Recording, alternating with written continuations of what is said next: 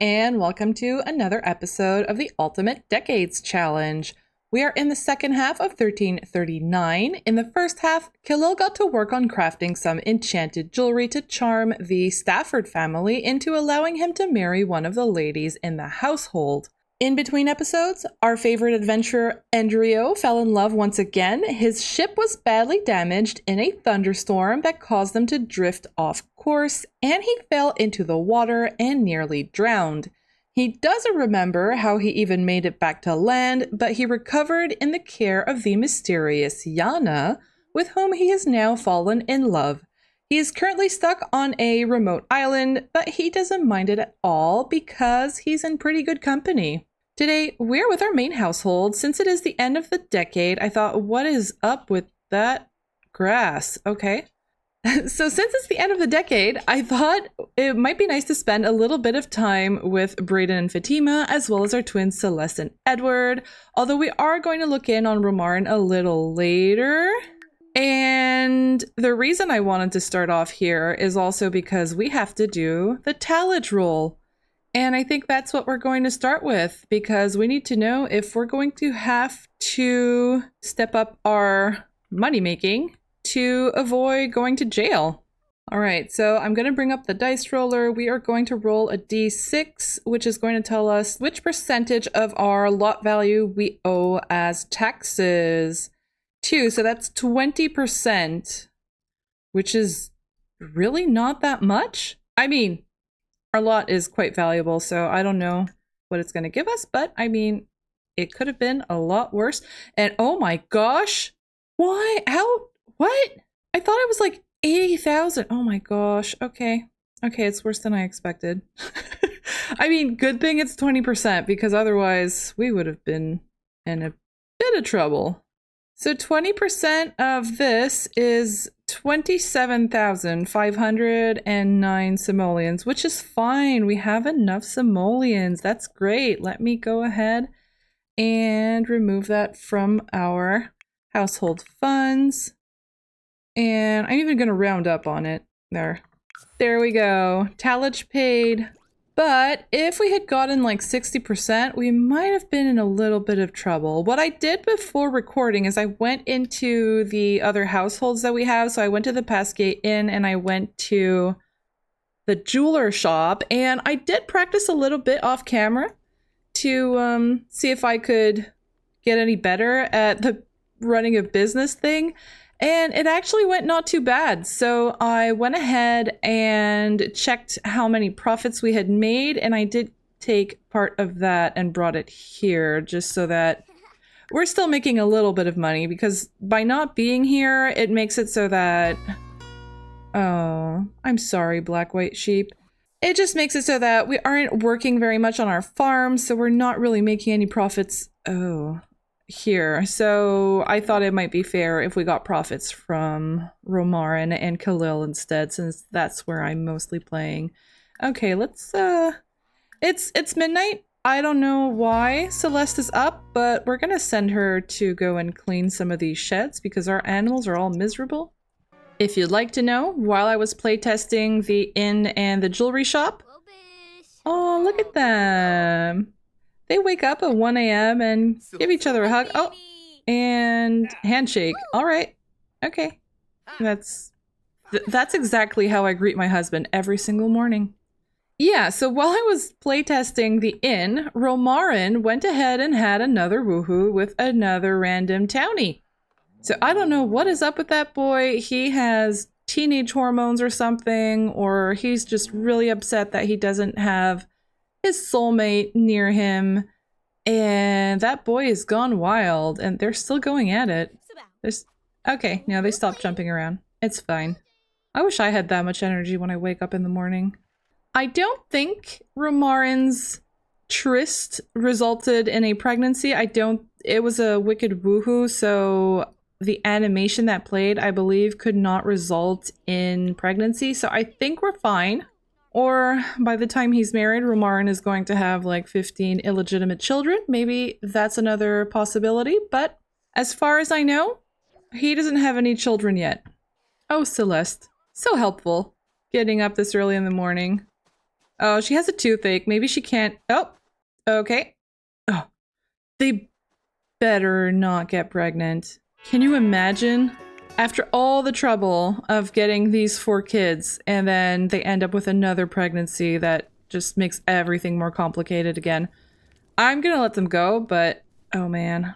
So I think what I was going to say is that perhaps Celeste can't sleep because she has a loose tooth and it's hurting. And so she decided, since she can't sleep, she might as well get some chores done. So she went and cleaned the sheds, and now she's going to shovel some snow. Okay, who's her uncle taking a walk at 3 a.m.? I guess he's going out to the fields early or something. Aw. Shoveling the snow off the little path here. Maybe she's coming to see what we can do with this little shed. When Romarn comes back, we're gonna be able to turn it into a shop or something. And... oh, I have cows stuck in the family inventory, and they've been there forever, and they keep complaining that they're miserable, but I don't know how to get them out. I tried. There was a trick that I read about where if you place an empty shed or something, and then you can place them into that shed, it doesn't work. It just doesn't work. So I've got, I think, 2 or 3 cows stuck in the family inventory, suffering. Okay, so I didn't get a notification that anyone might be pregnant, so I think we're safe for them as well. He is hungry, so I'm going to send him to eat this roast dinner that's been there since Yule. I have not come back to this family since Yule, and so the dinner is still there. And I will admit, I installed a mod that makes it so that food no longer passes away. Because I am so busy switching from one household to another, it was driving me crazy that every time I went somewhere, all the animals were miserable, all of them were dying, and all of the food had gone bad. So I went and got a mod to stop that. Snobbily surrounded. Snob Sims like to be in the presence of other snob Sims. Elitists unite.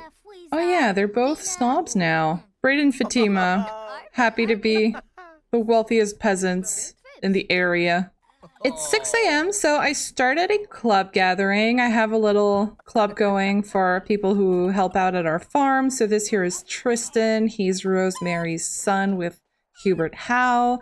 This here is Lino Baker. He's our cousin. He's one of the few teens that we have in our side household, so I figured I might as well bring him here to help with the animals since the animals are all complaining that they're miserable. I went ahead and put take care of animals and bees as the main activities, so hopefully that's gonna help with them. And of course I have Edward here. Macabre Edward taking care as well of our chickens. Man, look at them all just staring at the birdhouse here. Guess they've got some really rare birds here or something. Okay, we've mostly taken care of all of the animals. I think they're a little less miserable now. When we start the next decade, we're going to be spending a little bit of time at the war camp, but I also wanted to know if you guys would be interested in taking a look at all of our side households. I know that's kind of how I started off this decade because I was coming back from break and I was trying to get back into things, but I did get some comments that people enjoyed seeing where all of our side households are. Since we don't see them all that often, we kind of forget about them. So do let me know if that's something you guys would like me to do. You better not be harvesting our crops, please. But yeah, so let me know if you guys would like to have a bit of a tour of our main households when we start the next decade. Maybe not all in the same episode, but as birthdays happen, we could go and visit the side households and do the rolls with them and just sort of get an update of where they are, how old the kids are getting, and all of that. There was a birth in between episodes. Allison gave birth to a healthy baby girl that I named Roslyn. Stephanie Harcourt. What's up? Oh. We've been thinking about trying for a baby lately. Well, Stephanie, your husband is off to war, so normally I would say yes, but in this case, you can't. Unless you're thinking about trying for a baby with someone else, which I would not recommend. Our garden apparently doesn't need any watering, no weeding, nothing at all, so there is no work to be done here, which is fine. I think I'll just send Brayden go and do some more nectar. As I was playtesting the inn and the jewelry shop, I did start having a little bit of success, but I wasn't making much money, which... he's wearing a skirt. Okay. You do you, Mr. Mailman delivery guy. Although I wish you would have a medieval skirt if you wanted to wear a skirt. What was I saying? Oh yeah, that I had playtested in the shops. Right, and I wasn't making much money. But I kind of like it better this way because I feel like Nectar is a bit of a get rich quick scheme or something. It makes the challenge and the game way too easy. I wouldn't sit there if I were you, Fatima. Is she asking him for... She is. Okay. Well, I reset my Wicked Whims settings, and since then, Sims are a little bit more woohoo driven than they used to be. But it's fine. We can live with it. And oh, look at Celeste. She's wearing her little adventurer outfit. She's so cute. When Romarin comes back and opens a little shop, I think I'm going to stop the nectar making and get rid of that so that we can't make money quite so easily. And we'll try to make all of our money with the mead and just the farm instead, because I do enjoy a bit of extra challenge. And oops, oh, her hat. Oh no, her hat. Whoops. Okay.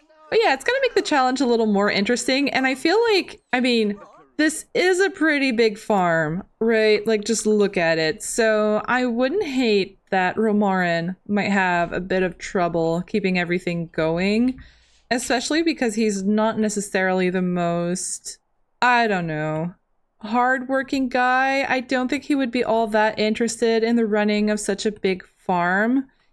Not that Brayden is, of course, but I just don't think any of them have a personality suited to running a place like this. Depending on who they marry, I guess. Maybe if Romarin married Brielle, Brielle might be a little more business-minded. At least that's how I set her up with her traits. But otherwise, I do think it makes sense that Romarin would start struggling. And who knows, maybe someday he won't even be able to keep this place going. If he fails to pay the tallage, maybe the Lord is going to get fed up with having the family run this farm not as good as it could be run, and then he might just grant it to someone else, and then our family might have to move somewhere else. I wouldn't actually mind starting over somewhere.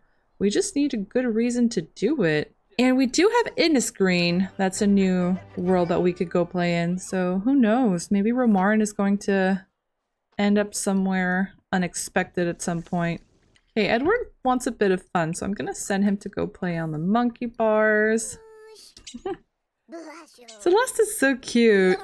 I don't know where she's going to end up. I have plans for her brother. He's going to go into a bit of a graveyard keeper role eventually, but I'm not too sure what I'm gonna be doing with his twin. Maybe she's going to follow him and... Oh no, her picture! I just noticed... Oh, her picture down there. That's so sad. But yeah, maybe she's gonna follow her brother and find something to do on his land, or, well, not really his land, but in his graveyard, I guess. Could Fatima be squeamish? Yeah, I guess she could be. I could see that for her, actually. And, oh. She became squeamish while she was having woohoo. Oh, she's... Oh no, it's just an embrace. Oh, that's kind of cute. You can't see it because of the pixelation thing here, but they're just embracing in the stables. That's so cute. Next to some rats, so I guess that's why she became squeamish. The stables sure seem to be a popular area for the wicked woohoos. I don't necessarily understand the appeal myself, but that's amusing. Oh, this here is Basil. He's one of Gabriella's kids. I think he's just one of the cutest, isn't he? He kind of does remind me of Gabriella, actually. Here, let's have him play with his cousins. Brayden's farm is a great place to hang out. Brayden Barrow is a visionary leader. Yeah, he certainly is visionary. I'm actually looking forward to the new expansion pack. I know. They should be fixing the game. We shouldn't be buying more content. But I desperately want more content for the kids. I want to play the kids. It's just that they don't have all that much to do. And I would love to have them be able to play games together. There, ask to cloud gaze. You can go cloud gaze with your cousin. Why not? Alright, it's 7 p.m. It's nearing the end of the day, so what I'm gonna do is I'm gonna switch over to Romarin and we're gonna take him out on the town with Khalil. Alright, so here we are at the tavern. I invited a bunch of our teen cousins here as well so that they can perhaps meet some potential spouses. And I also brought along Rikild since she did seem like she would be a fun person to get to know. I don't actually think that Romarin knows her. No, he doesn't know her yet. So I'm gonna go for he wants to do a romantic introduction. No, you will not, but you can do a cheerful one instead. And of course, instant attraction. There could never be otherwise. She's a party animal, music lover, and hot-headed. They became immediate good friends. And she's spoiled. Oh, that's good, because so is he. They can bond over being spoiled together. And you, ma'am, I'm sorry. I'm tired of seeing you in my game. It's high time you left. And we've got someone in her underwear out here. It's ladies' night. Perfect time to have a girls' night out without breaking the bank. Well, that sounds like a perfect night for Romarin and Khalil to be here. Oh, Rosa Verveers? Okay. You seem a little bit too classy to be here, but alright. Rikild, of course, is flirty. We've got our prisoner here. Oops, you're not supposed to be here. Whine about unfair life. Come on, Romarin. Everything's going so great in your life. You don't have any reasons to complain, except that your soulmate is off to war. Yeah, you could complain about that. Here, I think I'm gonna send Romarin to get some drinks. Can we get drinks for the group or something? Yeah, order drinks for group. And ooh, that's expensive. But you know, it's Romarin. He probably is going to go for the most expensive thing. Zebra Fizz. It's not the most expensive, but it sounds fun. Let's get that. I installed base mental alcohol, so I don't know what kind of effect this is going to have, but it might be fun. Man, Rosa, your husband is off to war, and are you like, I don't know, craving your younger and wild years so you're out at a tavern with all of these peasants? Seems like an odd place for her to be. Alright, let's see what happens if he drinks. Okay, he's having a drink. Let's have Khalil as well. And oh no, Khalil needs emotional force. Okay, we're gonna have to go and suck someone's emotions. There. Go get your cousin. I ended up doing a club again because I feel like that's the thing that works best to have Sims actually stay and chat together. What is he telling him about? He's chatting with Tristan, a deep conversation. Aww! Tristan, your uncle who's younger than you are. Alright, this is actually a pretty smooth gathering. Everything's going pretty well. We're ending the decade with no birthdays today, so at least no sudden deaths. I feel like the last decade ended with like so much drama with Fatima giving birth to the twins and then passing away and then being resurrected. But this one is a little more tame in comparison, but we had enough deaths in this decade, you know? Losing Adriana was enough for me. And Khalil likes ambitionless Sims. Does he though? I bet he does, just because it makes them easier to manipulate. How about that? He's becoming friends with Caiaphas. Caiaphas here is the son of the local priest. He's the brother of Heaven here. Oh, Perla. See, this is the sim that Romarin had a random woohoo with. She doesn't seem to be pregnant. I think we're fine. And, oh, it's his childhood friend Christine. Let's go and tell her an engaging story. Look at Perla in the back there, ordering her drink. I bet she saw Romarin and she's like, oh, it's him. Funny seeing you here. They don't even have a romance bar, by the way. Many of the Sims that he woohooed with, he doesn't even have a romance bar with. It's like, I don't know. He's doing this a little bit dangerously, I feel like. Of course, a nun. It wouldn't be a party if there wasn't a nun here. It is the end of the day, as well as the end of the year, and the end of the decade, so I'm going to be leaving this part here. It was a very chill episode. I'm very happy the Tallage went well, and so we're going to be able to start off the next decade debt-free and with no one in jail. I hope you enjoyed this episode. I will be seeing you all in 13 40.